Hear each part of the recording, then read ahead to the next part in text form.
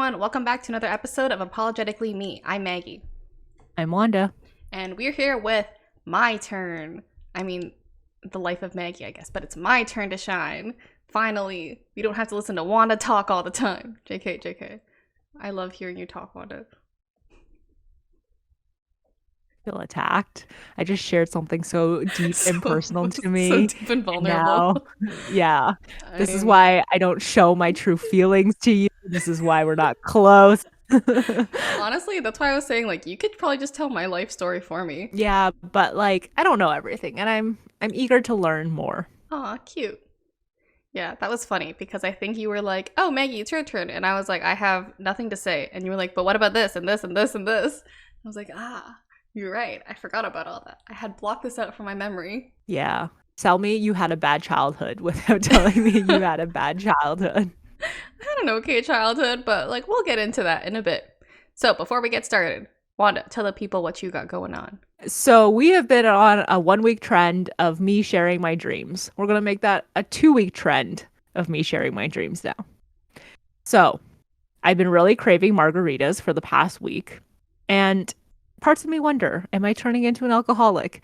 Because it was a really deep craving. It got so deep to the point that I had a dream about it.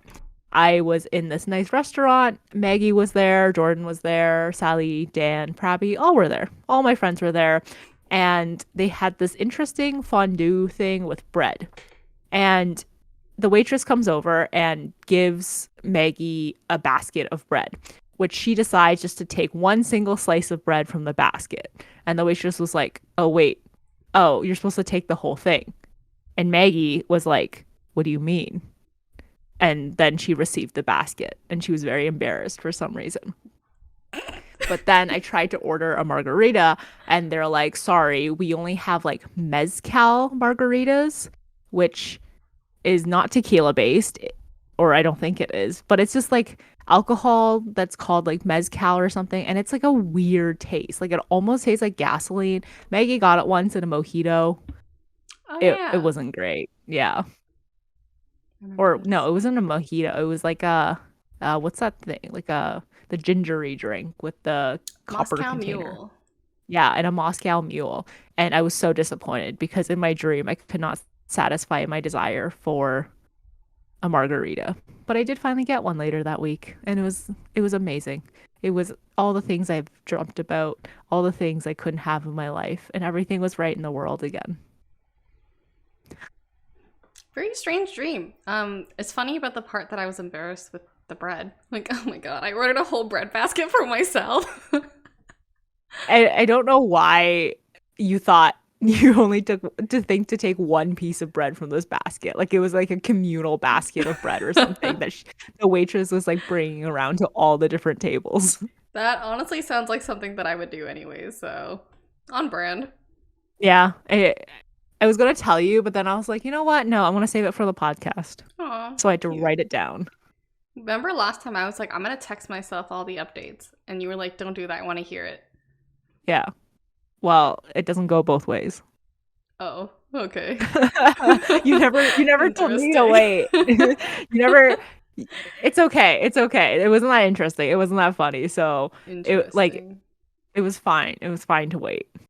Anyways, what do you have going on this week? So my update is okay, so some context, I was joking to my boyfriend's best friend. He did an escape room with his wife. He did two actually. And I was like, wow, that's like a solid sign of a good relationship, I guess. Like you did an escape room together. Like you're locked in a room, you have to work together. I feel like that should be added to your list, Wanda, of things that could make or break a relationship. Do you agree? I don't like escape rooms, so I don't want to add it to my list. Like, you know how I feel about like Fun games. extracurricular activities. Yes, but I would have thought, wait, I could have we never done an escape room together? I don't know if we did one together. I have done one in my life, and Justin cheated the entire Oh, time. I remember this now. So I went to that escape room recently with Nick, and I was like looking on the board to see if our name was on there because I remember we wrote Justin on the board. Yeah. Oh yeah, I was like kind of like sad because like we paid so much for it and Justin just like hacked all the locks. And I was like, "What? That took like 10 minutes." Yeah. When we came out, the person was like, wait a second. Fished, and we're like, yeah. And she's like, but that's so fast. And we're like, yeah. Yep. We didn't even finish all the clues. But yep. Yeah. Because we gave up. Like we couldn't find something. And then like because we couldn't find it, Justin was like, oh, I got the lock already. Yeah. Little disappointing, but that was a really cool escape room though. That was like you had to like crawl through a book space or something and like it went to like other rooms. I really like those kinds. It Um was expensive. yeah, all escape rooms are so expensive. Apparently there's Yeah. ones where like there's live actors in it too, and I think I would be terrified. I equate that to something like Halloween Haunt or going to like a haunted house or something. Yeah. If when like the actors and stuff, like they can't touch you, but they come up to you and they make scary noises or they jump out. And I'm like, I don't have the heart for that. Oh my god. So I've gone to Halloween Haunt maybe like once in my life. It was when I was like maybe like 14, 15, and I went with both my brothers and Hugh, my older brother's friend at the time. And his friend was kind of like a douchebag. So like the rule was like you can't touch the actors or something or creatures whatever or they'll touch you back. And we were Yeah. in this like haunted room and there was like a sexy nurse or something. And then afterwards the best friend was like, "Oh wow, I wouldn't mind touching her so she could touch me back." And then like Yeah. we went to see like another play or something and like there was like a vampire with like huge boobs. And then afterwards like the best friend was like randomly like commenting to me like, "Oh wow, like her boobs were huge, like she was so hot." And I was like, "Okay." And then Hugh turned to him and was like, "Why are you telling my sister about how hot this vampire was? It's so weird." Um yeah, that was a weird moment. Anyways, they're not friends anymore. Not because of that moment, but I feel like that was like a red flag there. Why was a sexy nurse working at a haunted house? Oh, it was like in this um, vampire house thing. Like she was like getting the blood out of a patient into the vampire. Or maybe Ah, the nurse was the vampire. It's unclear to me right now. I just remember like having my eyes closed most of the time. that's so funny. Which is like not a good thing, I guess. But like I'm just eyes closed, my eyes are holding onto my brother, like, okay, just guide me through this. I don't care. How old were you? I was like 14. Oh, okay. Nothing would change. I still probably would be terrified of haunted houses. I would never go into one. Have you never been in one? Nope. This is for the best. Uh, no, I don't think so. I think I'd be like way too scared. I don't even like tight spaces. I went into a cave once in grade 8 for like a grade 8 field trip, and I got so claustrophobic in the cave I started crying, Oh my and they god. had to leave me out. Wait, were you the one who was stuck in an elevator once? Yes. That was not a great experience either because it was a small elevator and there was like 15 people in the elevator and it was Ooh. hot because we're all in our winter jackets. But a nice lady did help me take off my coat because I was so Oh. squished up against her. Aw. Did Yeah. anyone like mark their territory? No, no one peed, but a few people Mm. did crack open some alcohol and beers and stuff. Oh my, not a good call. They were like, we've been in here for a while. We might as well just start drinking. And we're Was like, this at Guelph? no, this was in Toronto. So in Toronto, there's these famous condos. It's called the Ice condos. And they're very, very tall and they're very well known to just all the Airbnbs. So when the checkout time is 11 o'clock, around like 10:30 to like 11, the elevators get jam packed. Like you can't even get an elevator or you can't even get on if you're like not anywhere near the top. So you just get pretty much fucked over and you can't Yeah. leave. Or if you do try to leave, you might get stuck in one of the elevators, which apparently has been happening really often. Oh, I was gonna add on to that. So like on TikTok, there's been a huge like slander thing against ICE condos. And I saw a blog to you post about it too, how ICE condos is like what's the word where it's like the shithole of Toronto? They're like the worst condos to ever live in. And I saw these signs that were like people were like getting Bristol board and writing on like Sharpie, like, do not rent from here. Landlord treats us like pets or something. Like, this is a horrible place. And there's always like crime and police going on at ICE condos. And like, they never monitor like the temperature. So it's either always super cold, super hot. And then I saw a TikTok where there was like blood leading into the elevator, like just a blood trail at the ICE condos and like, gunshots. And like, yeah, there's always parties going on. So to all the Toronto people out there, do not live in ICE condos. And to all the out-of-towners who think about going to Toronto, do not rent from the ICE condos. Yeah. I think we did once and it was like freezing cold all night and I like slept with my winter jacket on. I heard that they also had like a flooding a few years ago and they could not get downstairs because there would be no way to get upstairs unless you took the stairs. And Oh my for a god. condo that's like 50 levels, it you just don't. Anyway, Anyways, sorry. Back to my update. So me and Nick did an escape room. um yeah, I was like warning him ahead of time. I was like, "Hey, by the way, like I'm not really good at escape rooms. Like I have maybe like a 2% pass rate. Like I do escape rooms sometimes. Like I used to be really into them for my birthdays and stuff when we'd always go. Um but yeah, I can never solve them. And I was just like, my brain is not built like that. I'm just impatient and I want the spoilers and I like it when they give me hints. Um and I was like, oh man, are we gonna bicker the whole time? But no, it was actually like pretty good. We got an escape room, we did it. It's good 50-50 teamwork. We wow, I'm had, impressed. yeah, me too. We had like a minute to spare. Actually, it was technically 15 seconds, but it was really anticlimactic. So the theme was like 13 doors. So it's like your grandma left you an inheritance, you have to unlock all 13 doors.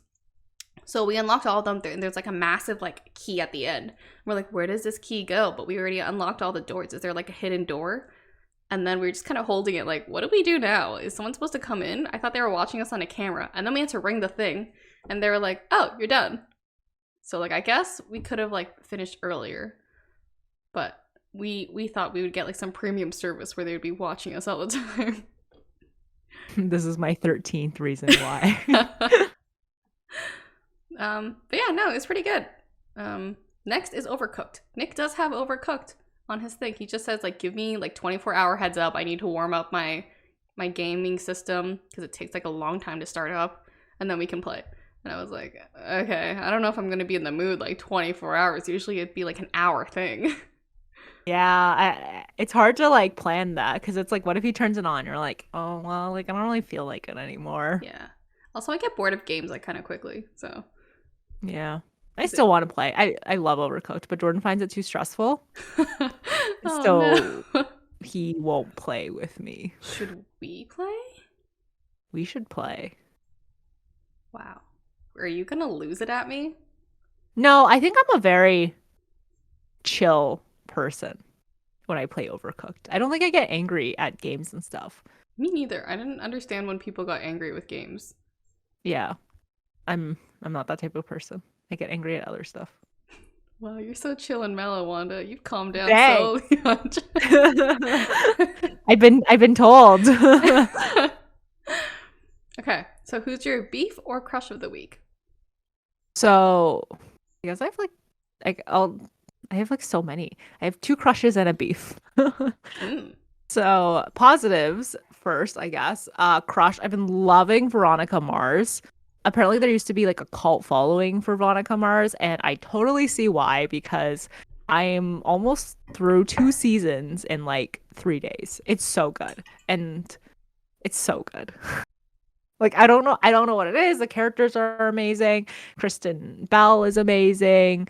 There's always like each episode has like a different mystery or like multiple mysteries, but then each season has like a mystery, like a season long mystery. So it's Hmm. like every episode is like solely going toward like solving the main mystery of the season, but then you don't get bored because like every episode they're also doing something else. And like there's a conclusion at the end of each episode where like she helps something or she finds something, because she's like kind of like a crime solver, detective Wow. type thing. Yeah, it's so good.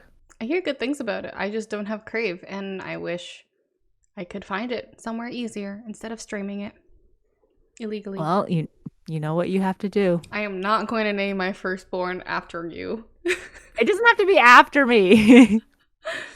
I am not going to give you naming rights to my first child. Do you know how I'm going to go through 9 months of hard labor, then go through however many hours of pushing it out of my vagina for you to be like, haha, dibs, gotta name this one? um, so you think it's worth it? You think the 9 months plus however long to push out this child is worth, like, naming it is worth all of that? I think I deserve the rights to name it after all that. I don't think you do. What about like the next child, the one that you care slightly less about? What if I get like a girl and the second one's a boy? Then I get one of each. You Okay, know? well then if you have a third one, Oh, third one, yeah, that's all yours. to all the third children out there. Is this a sign of at my future third child, if I happen to have a third child, don't listen to this. Yeah, mommy doesn't care about you. Mommy only cared about the first two. Mommy cares about you, just not about your name. I think it'd be a cool story. Eh, Anyways, so my second crush is so there's like a bunch of like Instagram brands of like athletic wear and all that stuff. And like I wouldn't say I like the company, but it's this company called Alphalete, and they recently came out with a bra. And I don't know what the bra is called off the top of my head, but it is one of the most flattering sports bras that I've ever put on. And I am large chested. I would I have been for all of my life, and it's hard to find something that's like cute but also functional, that also just don't just squish your boobs down into nothingness. So this bra that I tried, it makes my boobs pop. They look great. It's very supportive, such that they don't move around when I'm like jumping around and stuff. And it's probably one of the best sports bras I've put on in a very long time. And I want to yeah. go buy more, but they're so expensive. And How much are they? I think they were like $40 USD, but I got it like on a 20% sale. So it was probably like 35 USD. It's the USD that really messes you. Yeah. I'll put a picture up here somewhere. Nice. Here. No, And now I'm gonna want to buy it. it, like honestly, like I would not recommend it if it wasn't amazing. But then again, I did recommend like Lulu leggings to you, and you didn't think they were that great. I forget which one you recommended to me. I was very picky about Lululemon leggings though, because everything falls Yeah, down on me. the Align leggings. Oh yeah, those fall down on me so hard. They show Yeah, everything. yeah. I've come to accept it though. You know, cellulite, smell you light. I have not accepted that yet. That's really great though, like body positivity. But like, I'm not there yet. I mean, realistically, no one notices it. I notice it, and my mother does. Oh my god, just don't wear leggings in front of your mother. Every time if I'm like in leggings and I'm just like about to go to the gym, she'll like tap on my stomach on the leggings. She'd be like, Oh my god. Yeah, very passive aggressive. Yeah, very. Okay, so the last, I guess, beef of the week is I'm starting to get maskne. I don't know. But if you look on the camera, you can see like a trail of like pimples that lead from my nose all the way down to my cheek. But this is where my mask rests on my face, like right here. Right here is where the pinching happens on my nose, and right here is where I've developed like bumps and like uncomfortable, painful, like red spots. Um, and I'm quite upset about that I literally because see nothing. oh my god, I'm not like I'm not gonna like push Okay, my face fair. towards the camera, but like it's there. Just trust me that it's there. It's like there's like that red spot right here, and then there's like other things that go down my face. Like see right here, I you can think it's see them. Like because there's like like you wear your mask working out, right? All the sweat and yeah, stuff. Yeah, doesn't yeah, help. yeah. But it's like, do I care more about getting COVID or do I care about how my face looks? It's really hard. It's kind of like a toss up right now. Yeah, I don't think I see us taking off our mask for like a long time anyway, so you're good. Yeah. Yeah, exactly. So the more I wear it, the more it gets covered up, but the worse it could Yeah. get. Yeah, to all my acne prone people out there, it's been a tough pandemic for us. Yeah. And like I'm shocked that it's only starting to happen now. Like I've Yeah. worn a mask for a long time. I've worked out in a mask for a long time, and this is kind of the first month it's happened, and I kind of hate it. Yeah, kind of weird. But maybe it's like the season too, like with allergies and stuff, makes your skin drier and all that, or oilier. I God, don't know. allergies affect all aspects of my life. Honestly, yes. Okay, what is your beef or crush of the week? I have a crush and a beef. My crush is I've been telling Wanda about this. It's Jack Harlow for some reason. It's like the rapper. If you guys know the song like What's Poppin', if you know Industry Baby, he's with Lil Nas. He looks like a typical white boy. Like I'll put a picture here. Which way am I pointing? This He way. looks like Post Malone. He does not. He looks like a more attractive Post Malone, but you know what it is? It's because he's still like video charismatic. Like he's not like photogenic, but in videos and interviews, oh my god, that guy is so charismatic. How old is he? I think he's like 23. He's younger than me. What the hell? They keep getting younger and younger, and now I'm gonna be afraid to have like celebrity crushes soon. Yeah, he's 23. He was born in Oh, 98. oh fuck. I'm a pedophile. I mean, he's 2 years younger than you. It's not the worst I'm thing a in the world. pedophile. Ooh. You know how last time you just clipped you calling me a perv? Let's just clip that part where you say, I'm a pedophile. No. But yeah, I think he's like my celebrity crush right now. But wait until I see the movie Dune, and then Timothy Chalamet will be back to being my celebrity crush again. Honestly, Little Nas is more attractive than he is. No. Politely no. Politely, yes. Okay, so my beef is actually it's kind of funny. So Wanda suggested that we play this game called Gartic Phone, and it's kind of like Pictionary, or if you've ever played Telestrations before. But it's all virtual. It's like pretty fun. And we were playing this the other night. It was me, Nick, Wanda, Jordan, and then Prabby joined us. And I think my prompt was like, comedian tells a joke to a crowd, no one laughs. And then everyone like tried to draw me to be funny. And then Nick was like, oh, I was gonna draw like Maggie not being funny, but then I think she would get mad at me. And I was like, what? And then I think like Prabby and Wanda were like, oh yeah, like we were drawing Maggie, like those were her jokes there. And then Nick was like, oh, so it's Maggie not being funny, classic. And I was like, what? What? Are we gonna fight right now? What?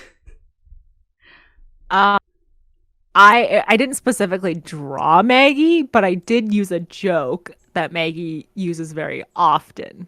That is not the funniest thing to most people, but it's the funniest thing to Maggie. It's like a pretty good joke. Yeah.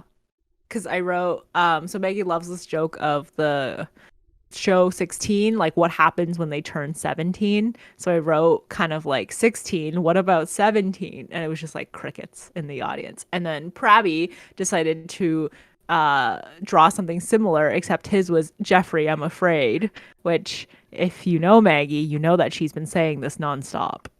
Yeah, I have. In the same game, though, Jordan drew me very chunky, like ball chunky. And he was like, I was trying to make you thick. I'm like, I look like a ball. Like, I look like I could curl up and roll around right now. It was cute though. Yeah, I guess. He did spend a lot of effort into it. Yeah, I will give him that. His drawings were actually like very good. Yeah, and Nick drew very detailed penises, and they slowly got better and better. For some reason, he just always found a way to incorporate a penis. Yeah, no matter what it was just penis. Always penises involved. Classic, Yeah. classic game. Yeah. At least he Okay. has I guess he's very secure with his masculinity that he can just draw so many penises. Yeah, I'm not gonna lie, his vaginas weren't too good, but his penises were on Penises point. game was very good. Yeah. No. Anyways, that's my beef and crush of the week. Every time, I feel like for the next while, I'm just always gonna have beef with him. Good. This is the part of the relationship I like.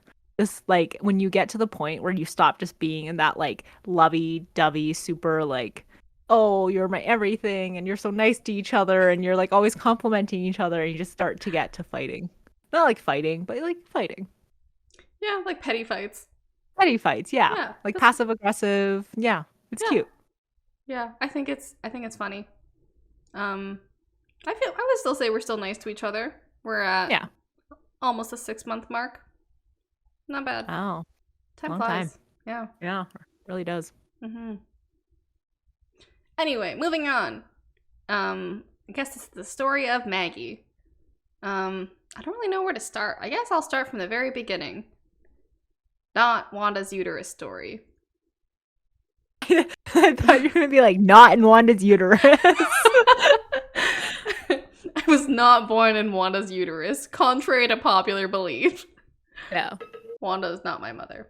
Yeah, I was born in Canada to two immigrant Vietnamese parents.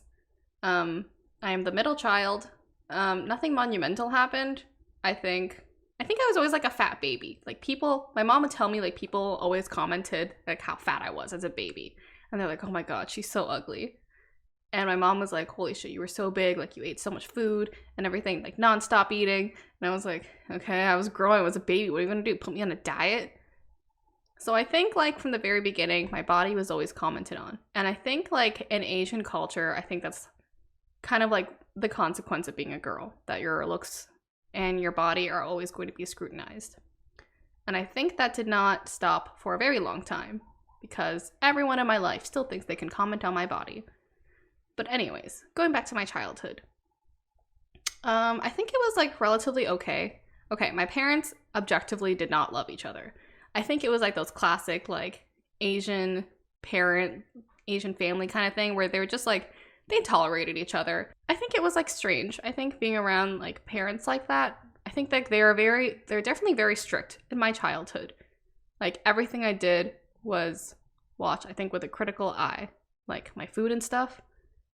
I think like my mom did tend to steer me towards like healthier options.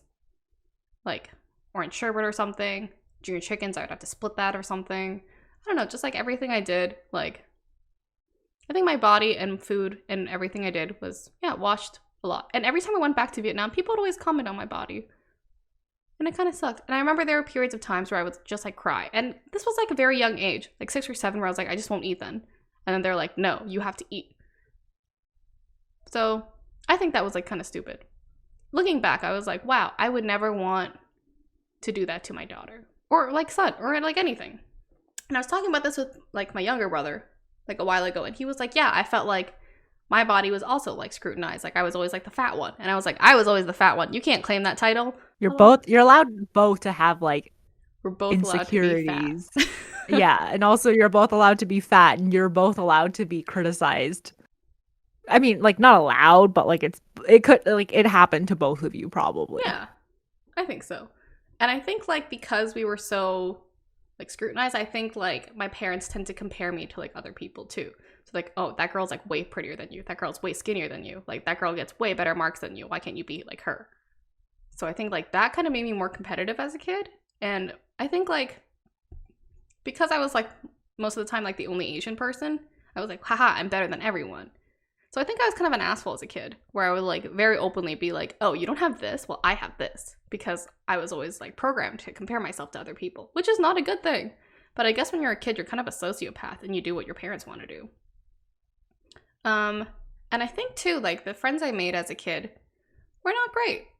I think like they would always make weird comments. I think I didn't really have a consistent friend. I always had like different friends each year. And I think my only consistent friend didn't start until, I want to say like grade 5. Or maybe, yeah, I think Amy and Sally were like my first like consistent friends. Everyone else has like kind of come and go. Yeah, and I remember like there were always like little microaggressions here and there in like elementary school, middle school, where I think people started to pick up that I was Asian. And then they would like, I would always be like the butt of the jokes kind of thing. And like I went along with it because I was like, yeah, whatever, cool. But I remember there are like little comments and things that I think still stick by me. So yeah, that's always fun. And then I think another highlight of my life was when my parents got divorced. And that was at the time a bad moment, but looking back, it is a great moment. I think it was for the best. They shouldn't have even got together in the first place. My dad went to Vietnam for a bit. My mom watched us. And then my older brother, got his girlfriend at the time pregnant, and then I had a nephew. Yeah, it's all fun and games. Was that like within the same span of time? Yeah, very close together. I would say Oh, like my yeah. parents' divorce didn't start happening until like grade 8.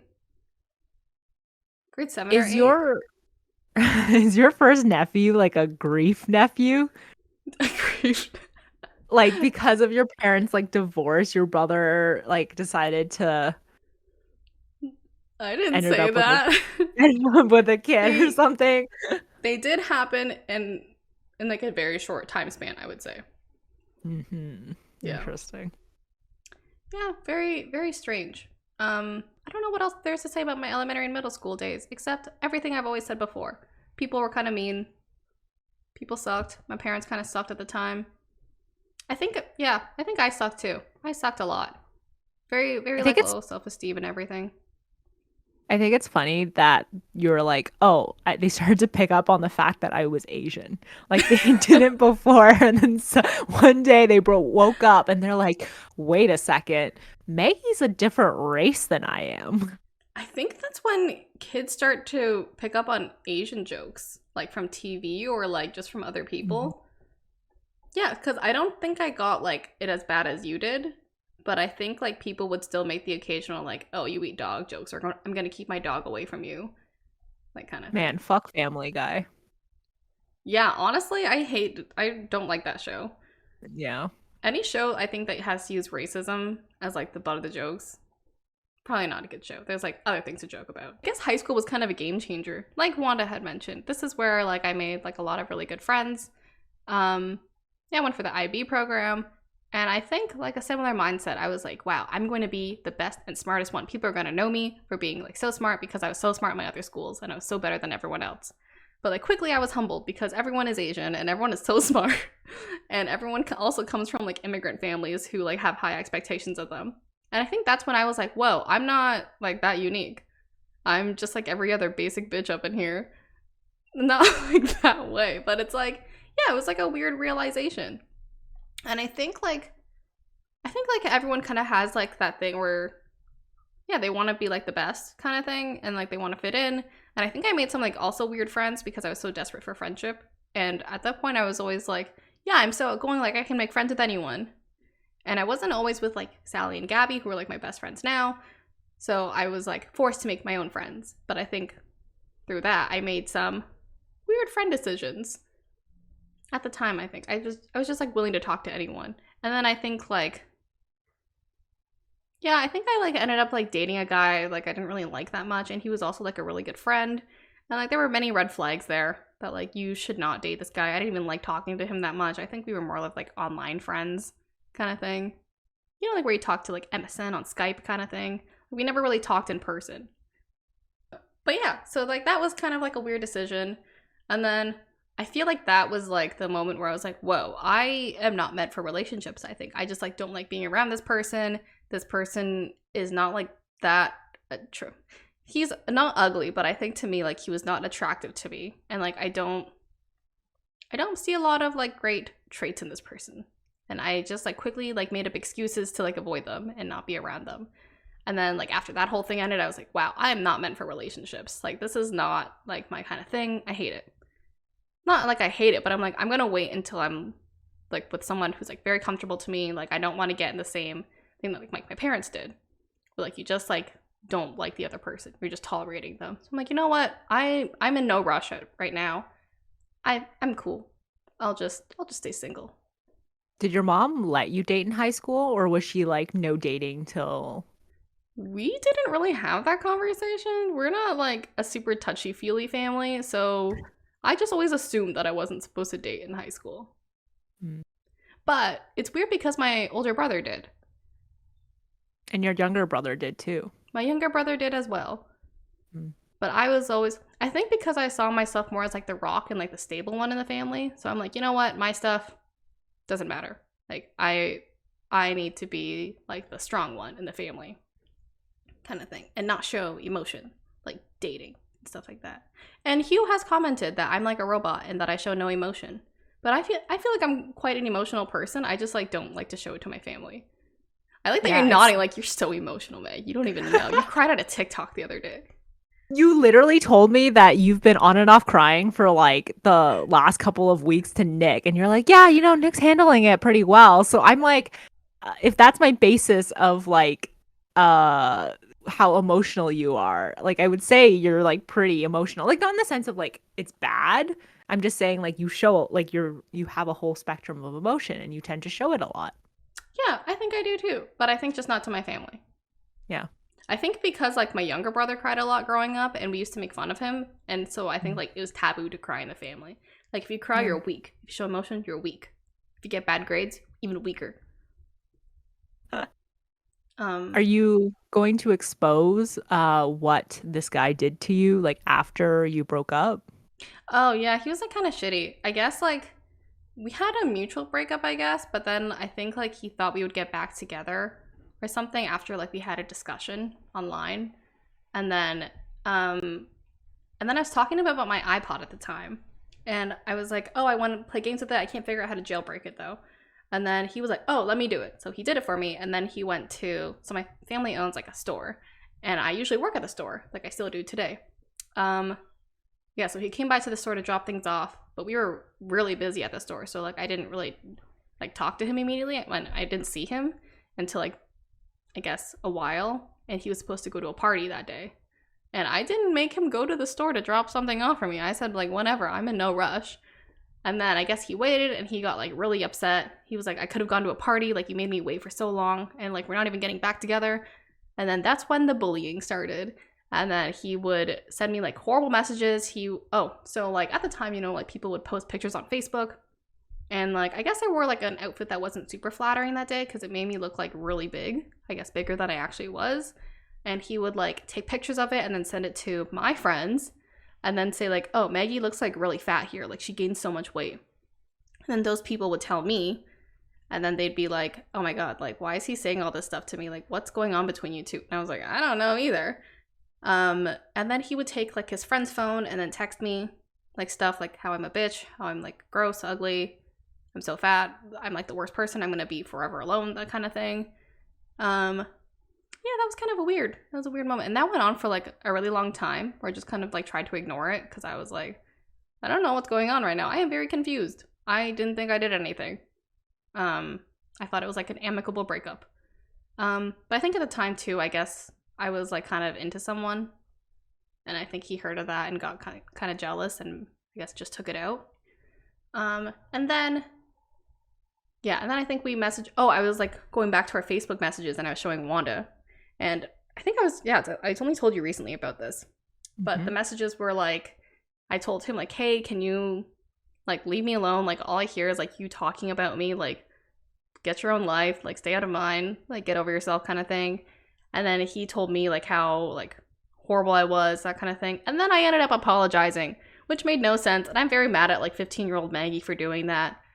So yeah, I was supposed to hang out with him like recently with all of our friends. And I bailed because I was just like, I'm angry again at this person. But like he's like a great person now. Like he's moved on, like he's matured kind of thing. Or so we think. Forgive, never forget. That is what elephants do. And according to Wanda, I'm an elephant. Context, it's because she asked me, she was like, "Do you think I forget a lot of conversations?" And I'm like, "I don't think so. I think you're an elephant because an elephant never forgets." Just want to put it out there, Maggie was objectively very, very thin in grade 9. So the fact that he took pictures of you in like an outfit that you think might have just been unflattering and started calling you fat, saying you gained all that weight, it's like, no, you didn't. And I can't imagine any outfit that would make you look like you had. Yeah, no matter how bad. Very, very weird time. But I think even at that time too, like even like people I didn't know, like it's always the guys for some reason who felt the need to comment on my body. I don't know if it was like a negging thing, but remember the guy we both mutually hated, the Korean guy, where he was like, "Oh, like you're big boned, like you're not fat, but you're just like really big boned." And I was like, "Okay, I don't know you." And he just like kept going on about how big boned I was. And I was like, dude, I don't know you. Like, why are you talking about me like this? So I feel like it's always been kind of a consistent thing. Like every guy in my life has always like commented on my body, which is why I think like I tried to stay away from guys for so long. Not like stayed away, but like I was very reluctant to date because I was like, ugh, like this is gonna happen all over again. Like people are just gonna like comment on my body, whatever kind of thing. Yeah, I think like the only guy who really hasn't commented on my body, who was like close friends with, was Prabby. Thanks, Prabby. Actually, no, he Aw. commented I had a big butt once. And now that's a good thing. Now it's a good thing. Thanks, Prabby. Yeah, so I think for most of high school, I didn't really date after that. What else happened in high school? You got elected to be on the charity event thing. Oh yeah, that was like whatever. That was like I tend to like have like tunnel vision about like extracurriculars and stuff. So like that at the time was like huge to me. Where I was like, this is my life now. I don't care about school, and that kind of carried towards university. Yeah, I tend to get like tunnel vision on anything that I really like. Do Good you thing? think that like the extracurriculars, like your love for them started in high school? Yeah, 100%. I would say started in high school because we didn't really have extracurriculars in like middle school, and if we did, you had to be there like super early. You did a great job at it. Oh, thanks. I think I was kind of a micromanager though. I think I Yeah, have a you're stressed all the tendency. time. Yeah, I have a tendency to do that and get like really dramatic and not trust people. Yeah, then my ugly side comes out. It's more of just like a passive aggressiveness, though. Like you can see it on your face that you're angry, but it just comes out as like, ugh, I'll just do it then. Yeah, that was fun. And then university came, yay! And I didn't get into my schools of choice. I think my very first choice was Western Ivy, and I didn't get into that. Um, I think I got into like their general business one. I don't even remember if I applied to that actually, or if I applied to like some general arts. But yeah, I was like, no way, I'm going to Western just for their general business program. It sucks. And then my second choice, I think, was Wilfrid Laurier Business School. I don't know why. I think it was because, like, I want to say maybe it's because Sally was going to Waterloo, and I was like, yeah, Wilfrid Laurier is like a great business program. Let's go there. I've read good things about it. I didn't get in there, and I was so upset. And they tried to get me into their econ program, and I was like, no thanks. Yeah, but then I got into like other schools like Guelph, Mac, and Brock, I think. And I was like, ugh, out of all those schools, I'd rather Mac. I didn't know about the time that you had applied to Guelph, or like you got into Guelph. Yes, you did. Did I? Yeah, because So I I really, messaged you and so I could have gone to Guelph with you. yeah. Damn. There was no way. There was no way. Like I Yeah. remember when like I messaged you being like, "Oh, hey, I got into Guelph," and you're like, "Oh, me too," and stuff. And I was like, "Would you go?" And you're like, "No." I think it's because like they were known for like their farming program or something. And I was like, Still are. I don't know if I want that. I don't know if I like see myself at Guelph. I see myself more at Mac. And now I'm like, yeah, Mhm. I can't see myself at Guelph at all. I don't know if I'd fit in. But I feel like if I went, I would stick to you like glue. Like you would get so sick of me.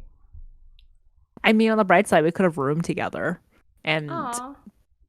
I would have had. I don't know. Maybe we wouldn't have been such good friends if we did room together because like that's very close proximity to someone for a very long time. Yeah. This is true. But yeah, so I went to Mac. At the time too, I had kind of a toxic friend who was also a year older in the same program. And I commuted to school because I was like, yeah, I'm gonna save some money. Oh, and my mom bribed me. She gave me a car. So I was like, oh great, I'm just gonna like commute all the time, then I get a free car out of this. But what I didn't know was that I'd have to work anytime I wasn't at school or doing something. Um, yeah, I think like first year was like very difficult for me. At the time I was like, I'm just gonna focus on grades. Like maybe I get to transfer to like Ivy or something. I'm not gonna join any extracurriculars. And it's like very hard to make friends when you're commuting. So most of the time I just hang out with like high school people or like that one toxic friend. I will call that person I'll call him Poodle. So anyways, so Poodle was like a very close friend. I would like get grades. I would get like I guess like tips and stuff from them, like how to do well in this kind of class. But he would also, like every other man in my life, would also comment on my body and would also comment that I need to make more friends. And that I really need to go to the gym, and like I was letting myself go, that kind of thing. And was like, and he was like, first year's like really important, like you need to make like the right friends and stuff. Like you're just either sitting alone in the library or you're like with your high school friends. And I was like, I don't see any issues with this. And then I guess like, yeah, not a great friend. And he would always get like, oh, I remember like he was like kind of controlling a little bit. And when I had class with my other friend, he was very angry that I was geography partners with my friend and was like, hey, like we should have been partners because now I have to take the bus and you could have just driven me around. And I was like, I don't like that you said that. It's kind of weird. But I was still friends with him anyways. And then I think second and third year was like opening where I was like, okay, I realize I cannot just focus on grades. I'm not that kind of person. I need to do like extracurriculars. Like this is how I'm gonna make friends. This is how I'm gonna be like a new me. I still got really shitty grades in first and second year. I think like very, very like low grades. Like you thought 70 was bad? Ha, I almost failed a course. I almost failed like multiple courses actually. Yeah, it was really bad. I think I had like really bad study habits and I just like did not know how to study. And then I realized the trick was to memorize everything in one ear, out the other the night before. Which is like not good because I retained nothing from my university degree. But yeah, second and third year was like great. I think my grades started to pick up in third or fourth year. Third, fourth year was like, wow, great, Maggie. But yeah, I started to make more friends. I started to join more clubs. I started to get more passionate about stuff again. And I was like, wow, I feel so alive. I'm busy all the time, but this is great. And then Poodle would be like, hey, like you're choosing your other friends except for me. Like you seem to like light up when other people are around, but you like get really sad when I'm around. And I was like, is this a reflection? And I think there was a time where I was like, hey, Poodle, I think we should stop being friends. I think this is really toxic. Like I don't like all the stuff you say to me. I think like we should just like kind of stop being friends. And he got like so upset and he was like calling me all the time and was like, hey, this is like worse than any other breakup I went through. You're like my best friend. I can't believe you did this. And then I think like 2 weeks went by, I felt bad, and we became friends again. That was so silly of me. Silly Maggie. Yeah, and then he made me transfer out of my classes to be with him for a lot of fourth year, which I think was kind of crazy looking back. Like, why did I do that? Why did I agree to it? And people in my groups would be like, hey, we don't really like working with Poodle. Like, do you mind if like we just like partner with you instead? And I was like, oh, I kind of told Poodle I would be with him. I'm so sorry.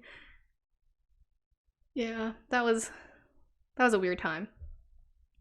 Oh, and then I think like the breaking point too was when like I would go to my friend's birth. Oh, so whenever like me and Wanda and like people hung out, like I would invite him along as like my plus one because I was like, yeah, like we all get along. But like what people didn't tell me was that they didn't actually like him. I think you told me that, and Gabby told me that, and someone else did too. But they were like, yeah, I didn't really like Poodle. I just kind of like tolerated because like he was friends with you or like you brought him along and kind of thing. Would you agree with that? Yeah. Why did no one tell me? They only told me It afterwards. It was like a bad boyfriend, but we weren't even dating. Yeah, everything you're saying, it really does feel like you had an abusive boyfriend all through Right? university because like he was so controlling. He like got jealous if you hung out with other friends. He wanted always to be in a group with you. He like made you do things for him and stuff, which like half of this stuff like I didn't even know. I didn't know that you transferred it into classes like for him and stuff. Yeah. Looking back, I'm like, why did I let this guy like dictate so much of my life? Yeah. It's very strange. So like, even though I said no dating, I still like had a weird thing with guys. Like I let this guy like control me around for like a lot of the time. And I think we were out for like someone's birthday and he got like so mad at me that I went without him. And he didn't get mad at Sally because like we all three of us were like pretty close, I think, but he only got mad at me. So I was like, whoa, like where is this coming from? Like what?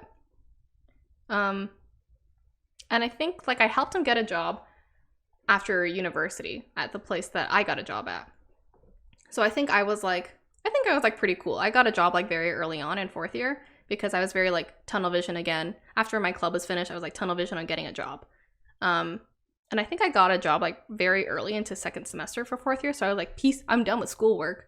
And I think he was like very jealous of that. And then I helped him get a job at the place I was working at, which immediate regret. Yeah, so then after I graduated, it was cool, fun times. I had like 2 weeks off. I went straight to work at this bank slash insurance company. And it was like just for a contract job, but I was like, whoa, this is so cool. And that's when like my business mantra like came into my head, where I was like, okay, you can work overtime as much as you want. Like the dream like commerce life is to like hustle, grind, like make minimum wage, basically just work like a million hours. This is what commerce has engraved in my head. So I was like, yeah, this is what I'm gonna do. And I'm gonna like network so hard. I'm gonna be like the top person here. I'm gonna be so smart. And then I think like Poodle would like, he was an intern, I think, the position I got him. And I was like telling him about stuff. I was like, oh, hey, like if you feel like you're doing nothing, like this is your opportunities to network and stuff. And he didn't like that I was suggesting this to him. And he got like really upset and was like, no, why are you telling me what to do? And then I was like, what do you mean? Like you tell me what to do, like all of university. You told me to get more friends. You told me to lose weight. You said all these things to me. I didn't hold it against you. And then that's when I was like, you know what? I don't want to be friends with this person anymore. I'm graduated now. I'm like an adult. I'm going to cut this off. So I just ghosted him. And we were still working in the same building. So I would see him sometimes and I would just be like, oh, hello, how are you? And he'd be like, oh, good, how are you? And he sent me like this long message I still haven't read to this day on Facebook. I'm like, yeah, you know what? This is how you like cut off abusive thing. You just ghost them. Don't talk to them. So go me. You did try. You did try to cut him off. I have tried, yes. Yeah. So it wasn't like he just couldn't take the hit. Yeah. You should read the message. He kept talking about being transparent and like open communication. He said, that's all I want for our friendship. Sounds like a relationship. Honestly, right? Like, I think like it felt like we were like dating, but we weren't really dating. Yeah. Yeah, kind of weird. And I ran into his dating profile back when I was single, and I saw like on his Hinge profile, it was something like what I look for in a partner. He's like, just transparency and open communication. And it was like, also like if you exercise to like work out and stuff consistently. And I was like, this feels attacked. Like, I'm not gonna swipe right, but this feels attacked on me. Am I reading too much into this? Like, part of me almost feels like he wanted to date you, but like he wanted to change like so much about you before he could date you. And it might just be like I don't want to generalize here, but like a Korean man mentality where they feel like the girls that they have to be with have to be like skinny and everything, and like into like exercise, but like not bulky exercise, but like lean and like cardio and all that stuff. So like maybe he was trying to like get you into become the girl that he wanted to date. Yikes. Sorry, Poodle, I could not be that person for you. But also not sorry, because I'm okay with how I am. Like, it's too late now. We're 25 years in. I can't change who I am. But yeah, no, that was, I think, really good of me to cut him off. That like took a long time. I remember like talking to Nikki about it at the time, and like, yeah, going back and forth, and I was like, what do I do? And then I was like, you know what? The fact that I'm even like talking to you about this, I just already know I need to cut it off. So then like his internship ended. Thank God it was only 4 months. He didn't get renewed. And I was like, yes, I'm finally here by myself. And then I started making some other friends too. And yeah, like my time at that bank and insurance was like cool, I guess. But I was also very stressed out because I was, again, under like a 6-month contract. And I was like fresh out of school. Everyone there in my position had like at least 5 years of experience. I felt like I was not kind of worth it at that job. And I was always like trying to find ways to show that I was like worthy of working there. But I really had like no idea what I was doing. And I was asking for so much help. And I felt like I didn't get the guidance I needed. But also I felt like I was almost like afraid. I was afraid of my manager, but I was also afraid to really like kind of ask straightforward, like, what am I supposed to do right now? And I think like you shouldn't be embarrassed about that. But I think I was kind of too prideful. Because I was like trying to prove that like I belong there and everything. So yeah, it was like kind of a rough time, but like, you know, like it's your first job out of university.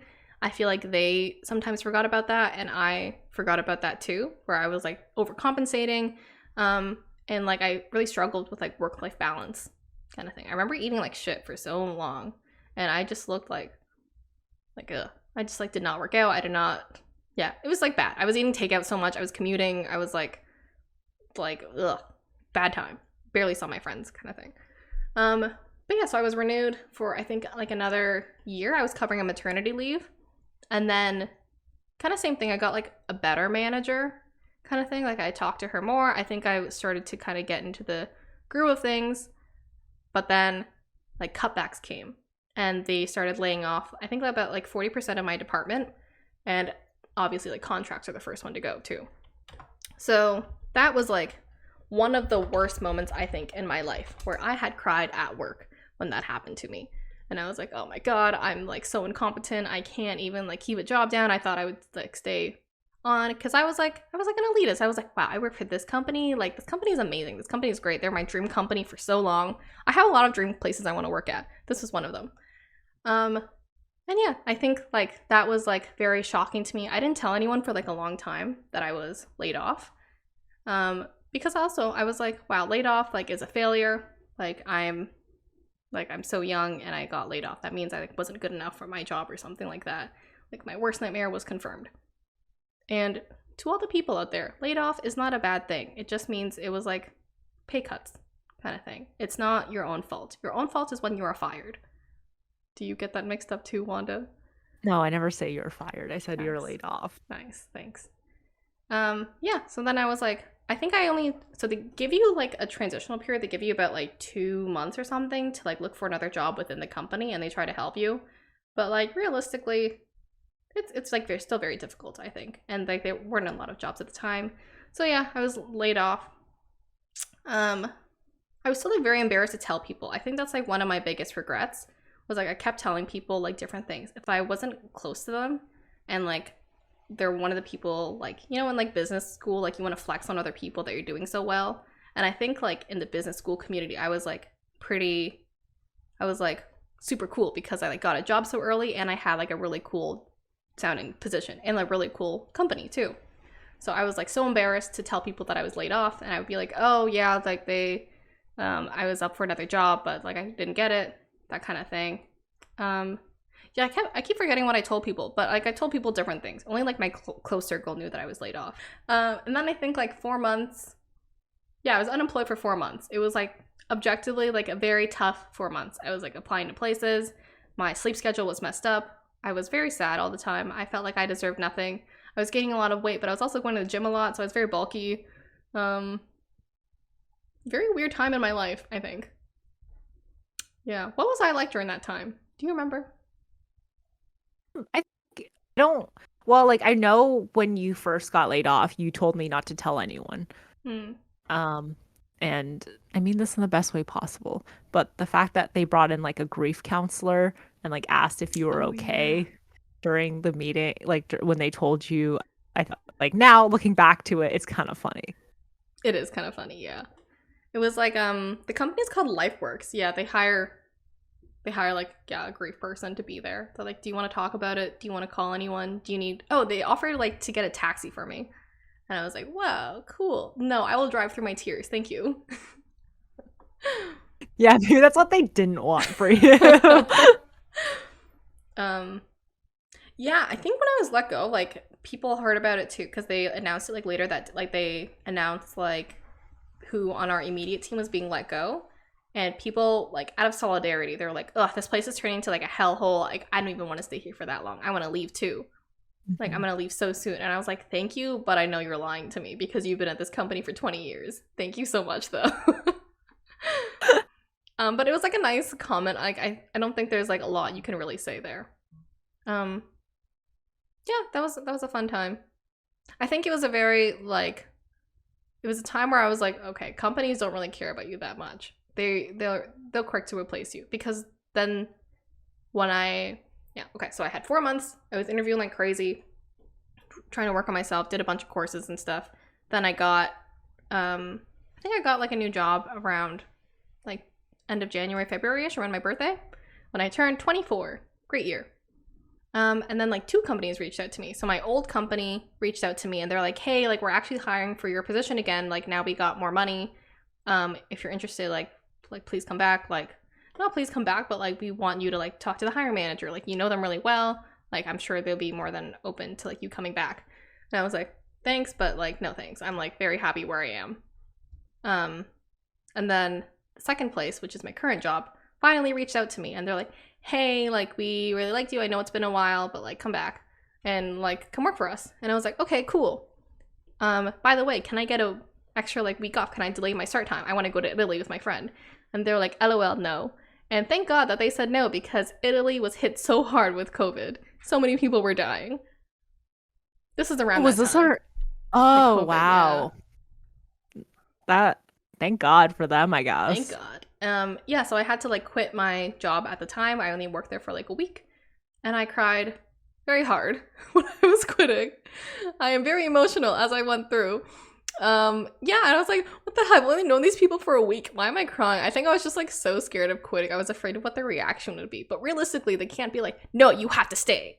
Yeah, that was like pretty cool. And then I started my current job where it's very interesting, I think. It's definitely like good. I'm definitely like getting into the hang of it.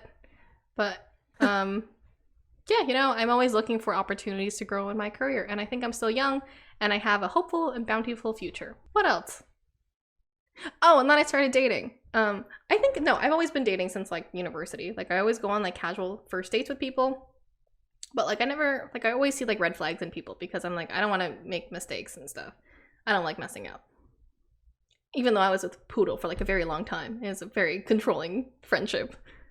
Um, and I think, yeah, I think like Nick, like he didn't have any red flags. This is what concerned me. But no, I think it was good. It took me a while to date. I have no regrets about that.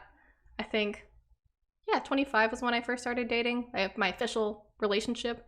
So anyone out there, I see no problems with that. Stay single for as long as you need. I don't think it's a bad thing. I think you should be happy being single because if anything happens, you're gonna have to die alone, and you might as well be happy with yourself. Even though I still hate like myself a little bit, like it flares up here and there, and I still struggle with body issues and self-esteem and everything. But you have to remember that the other person's not allowed to say anything bad or hate you. You're the only one allowed to say bad things about yourself. Now, I guess going through this, it's like, is there anything that like you want to reflect back on more so? Do you think like the like bad quote unquote experiences made you into the person that you are today? What did that controlling relationship teach you? Anything like that? I think yeah, I think I'm more mindful now of like what I do. Like I'm very now if I do something I have to make sure that there's a purpose. Like even if it's like doing nothing, I have to like okay, this is like me time. Like I cannot be with anyone. And I think I do. I'm more like mindful of the me time because I think I always overwhelmed myself trying to like make everyone happy. And I think I'm better at that now. Now I'm a little bit more selfish, which is a good thing. Would you say that I have You're become a better person over time? Yeah, I think so. I think you've become less of a people pleaser. Um, and I think that's a good thing. Not for me, but for you. I'm kidding. And I think you've gotten, I guess, like I more emotional. Like I want to say, like you are better at expressing your emotions. I think that was something you had a lot of trouble with in high school. Um, because you never really, I guess, talked about that stuff. Like a lot of the things that happened to you in high school and university are things that like I'm still learning to this day. Like because you didn't really talk about, I guess, the sadder stuff to me. Yeah. I don't know if I really. I think I like said it in passing because I didn't think it was a big deal at the time. But now looking back, I'm like, wait, you let a guy do this stuff to you? And I was always like, oh my God, I don't get how like people become so codependent in relationships and stuff. And I'm like, fuck, that happened to me. And I wasn't even dating. Yeah. Would you change anything about your past? Um, no, I don't think. I mean, I would have loved to live in res, I think. I think that would have been fun looking back. Like I think that is like kind of like an entry thing into university. Like I think that's where you like make friends and stuff. Like you figure out what it's like to live on your own. Um, yeah, I think it's like a really good experience. I encourage everyone to like live it in res for first year. But I think like just my situation, like I didn't like living in res was very expensive. I think, and I just like did not have like Mac gives like shitty scholarships, so I just like did not have the financial means. I wanted to help out my mom. I got a car out of it, so that kind of thing. If you can, I Yeah. encourage you to live in res. Yeah. It's definitely a different experience. Mm-hmm. Even if you hate that person. Mhm. Yeah. Even though I hated my roommate, I still have no regrets in living on residence. Like, I think just commuting to school is just like you just don't really get the whole university experience, and it's way harder to make friends, Hmm. just because like people are often like, oh, like we should do this after class, and you're like, oh, I can't because I have to go drive back home, or like, Yeah. oh, like I can't stay and go to this Hmm. party because I don't have anywhere to stay. Like, I don't know, it's just you'd kind of do miss out on the experiences of being a first year university student, I guess. And like, yeah, commute second year. Yeah, I think that was, yeah, that's a good summary. I didn't really go to a lot of parties. I never really got to go through like my party girl phase. And I don't know if I really need a party. Yeah, I don't know if I'm meant for that party lifestyle anyways. I don't think that's me. Yeah, I mean, you can barely drink. Yeah, So. I'm a horrible drinker. Yeah, I mean, I think when I was after graduating, because I didn't really get like that high school experience, and I didn't really get like the university experience that everyone's talking about. So I was always like looking back, like, do I have any regrets about this? But I'm like, no, I don't. I think I did what I wanted to do. Extracurriculars, work for my mom, hang out with my friends. That's really what it is. That's really what life is. Gained a shit ton of weight though. I had such bad eating habits. Did not work out once, and I was still surprised. Like, whoa, how come I'm going up a size and everything? Like, why did you think, Maggie? You think you can eat like chicken nuggets and fries at 4 a.m. and like there's no consequence? Oh, I wish. Yeah, me too. Yeah. Oh yeah, my whole workout thing only started, I think, a little bit after university. I think when Juana started going to the gym, that's when I was like inspired. I was like, whoa, I should go to the gym too. This is great. I'm gonna focus on eating healthy and stuff and working out. And that was like my whole, how long has it been? 3 year long fitness journey. I don't know if I made that much progress. I think I'm like a little bit more toned now, and I think I'm more mindful of what I eat. But I don't. Okay, I'm trying not to look at the scale. I think looking at the scale is like very bad for you, but I still can't help but look at it. I have not been on a scale for like, I think I talked about this in like episode 2, like the weight loss episode. I've not Yeah, been on a scale for like over a year now because I think it's just damaging to my mental health, but also damaging to like my progress in the gym because like as yeah, soon as I see that I'm up in weight, I'm gonna be like, oh my God, I should eat less. And that's not really, it's like counterproductive if I want to get stronger. So yeah. then it's just not great for me. And I've been so much happier ever since. Yeah, I think that's good. I just, yeah, I don't know why. I just like keep looking at the scale for some reason, and like there have been like pictures out there where they're like, this is a 1 pound difference, and the person looks like so much thinner or like just so much better overall, and it was like they're up 1 pound. So it really just goes to show that like the scale is not everything. You should really focus on how you feel, focus on your body. Yeah, work out. I think like lifting weights has been like a huge game changer. Like your muscles are working overtime, you just look like so much better. Moral of the story is focus on yourself, do what makes you happy. Don't be a people pleaser like me. I mean, I still kind of am. I find that like I'm still trying too hard to be a people pleaser, and like I try very hard to make Nick happy, but I'm like, wait, he should be trying to make me happy. What am I doing here right now? I mean, no, the first date we had, I think the first dinner date, oh my God, I remember how nervous I was. Do you remember that? Like I was telling you, I was like, oh my God, I have to like eat in front of a boy. It's gonna be so messy. Like I don't want to do this. I have like so much food anxiety, like eating in front of people that I don't know. Um, yeah, and I think like he fought me on the bill. Like he took my card away, and I was like, that's hot. Wow, we're gonna get along well. Aw. Yeah, I remember you were like, we're going to a Mexican place, It's gonna be and so then you were messy. like, oh, I might get tacos. And you're like, oh, but it's so messy and everything. Like, how do I eat? Because I know, like, you did express that you did have like insecurities and stuff of like eating in front of like guys. I hate that because like my whole thing with guys who are always commenting on my body, because if I eat too much, then they're like, oh, typical of like a bigger girl to eat too much, and then if I don't eat enough, like I eat too little, they're like, oh, she's on a diet or something because she's like so big. So I'm like, ugh, I really don't want to play into any of those mindset. But then really, it's just my own mindset doing that. Like, who told me those things? All the men in your All the life. men in my life, apparently. Yeah, Well, thank you for telling us your story. It no was nice. I problem. also learned a lot. Even though Wow. I knew a lot of it, I also learned a lot. And I implore you to share more with me in the future. Oh, I feel like I overshare now. I tell you like so much gross things about my life, and I'm Yeah, but I don't mind them. yeah, but like I'm an oversharer now. Like I share too Yeah. much. Like shut the fuck up, Maggie. Be mysterious for once in your life. But like I'm not gonna hold that against you. Like I think it's Yeah. better for you to overshare than undershare. And it's not like any like none of the stuff you've ever told me I've been like, this is so TMI. disgusting. I can't believe she would tell me this. Like this is so personal. I would never, if someone wants to share something with me, I will be open ears to it. Oh, actually, this is true. Like, I think, like, out of my friends, like, you and Gabby are, like, two of the people who are, like, this is, like, not TMI. Like, you can literally tell me anything disgusting and, like, no Yeah. judgment at all. But I think for a long time, like, you both were, like, very sex positive, like, very, like, all gross stuff positive, like, no judgment. So, yeah, really appreciate that about you two. I tell you Yeah. too all the gross things about my life. Unless you start wanting to be like, I want to shit on Nick's chest and I want it to be sexual, I think I will be open and okay with it. Have you seen that thing where it was like the Ask Reddit thing where it was like, what was something you thought was hot until it happened to you? you talk about that one?